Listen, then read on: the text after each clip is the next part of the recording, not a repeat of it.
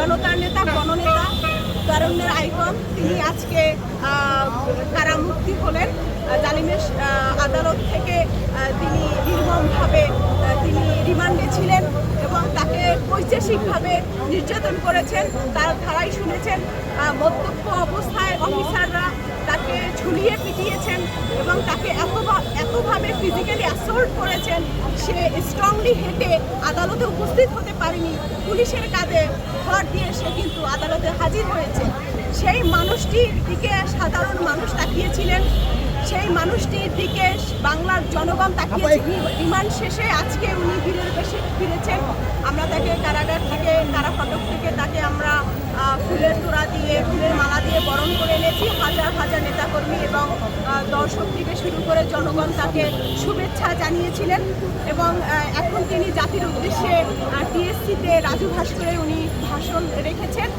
উনি শীঘ্রই আসবেন এবং ওনাকে আমরা যথাযথ চিকিৎসার ব্যবস্থা করব। তার চিকিৎসা হয়নি প্রপারলি, আমরা করব এবং পরবর্তীতে আগামী সরকারের যে রূপরেখা সেটি কী হতে পারে, আগামী বাংলাদেশ কী হতে পারে, সেটি আমরা নীতি নির্ধারক ফোরামে যারা আছি গণ অধিকার পরিষদের, আমরা সেটি মিটিংয়ের মাধ্যমে আমরা সিদ্ধান্ত নিয়ে আপনাদেরকে শেষ একটি প্রশ্ন দিব, না হয় আপনাদেরকে সংবাদ। আসলে ওনার ফ্যামিলি মেম্বার রাজনীতি করবে কি করবে না সেটা ওনাদের সাংগঠনিক ব্যাপার এবং বাংলার মানুষ ওনাদেরকে আর গ্রহণ করবে কিনা সেটা সময় সাপেক্ষ ব্যাপার, সময়ের ব্যাপার, সময় আসুক।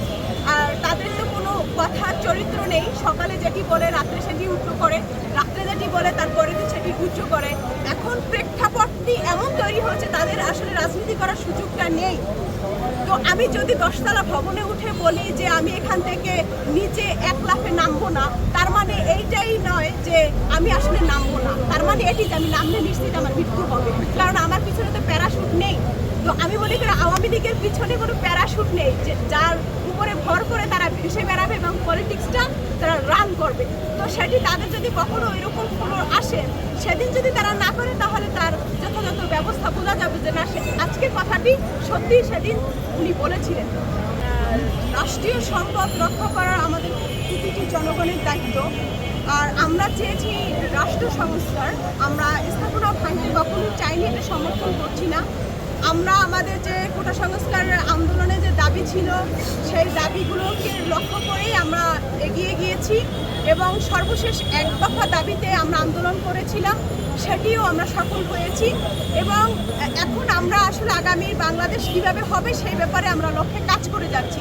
কিন্তু বর্তমানে যে দেখা গেছে আমাদের পুলিশ বাহিনীর উপরে যে হামলা হচ্ছে, বিভিন্ন জায়গায় থানা জ্বালিয়ে দিচ্ছে, বিভিন্ন স্থাপনা ভেঙে দিচ্ছে, এটির সাথে এই সন্ত্রাসী কর্মকাণ্ডের সাথে আমাদের বৈষম্য বিরোধী ছাত্র আন্দোলনের কোনো সমন্বয় জড়িত না এবং একের পর এক তারা ফেসবুক ভেরিফাইড যে পেজ রয়েছে সেখানে তারা পোস্ট করছেন, ভিডিও বার্তা দিচ্ছেন, এটি না করার জন্য অনুরোধ করছেন। একটি শ্রেণী রয়েছে যারা এই আন্দোলনের বিজয়টাকে ধূলিসাৎ করার জন্য, বুড়ো আঙুল দেখানোর জন্য এই আন্দোলনটাকে এবং শান্তিময় রাষ্ট্রটাকে আবার অশান্তিতে পরিপূর্ণ করার জন্য এবং শেখ হাসিনা যে নেই সেই অভাববোধটাকে জাগিয়ে তোলার জন্য এইসব গান পাউডার ব্যবহার করে, ধ্বংসযজ্ঞ চালিয়ে, পুলিশ হত্যা করে, এই নৈরাজ্য চালিয়ে একটি শ্রেণী উদ্দেশ্যমূলকভাবে এই কাজগুলো করছে বলে আমরা মনে করছি।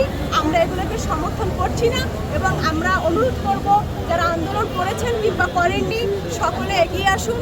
পুলিশ বাহিনী তারাও আমাদের রাষ্ট্রীয় সম্পদ, কারণ সরকার আসে যায় কিন্তু প্রশাসন থেকে যায়।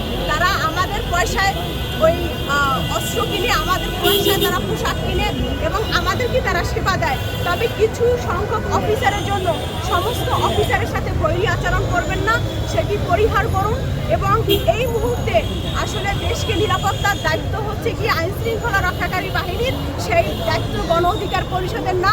কিন্তু যেহেতু আইন শৃঙ্খলা রক্ষাকারী বাহিনী এই মুহূর্তে তারা সেটি সক্রিয় না, ফাংশন করছে না, সেহেতু আমি মনে করি প্রতিটা জনগণ এই আইনের বিষয়টি মাথায় রেখে সকলে আপনারা এটি নিরাপত্তা দিবেন নিজের দায়িত্ব থেকে, কারণ দেশ আমাদের, দেশের সম্পদ আমাদের, আগামী বাংলাদেশ আমাদের।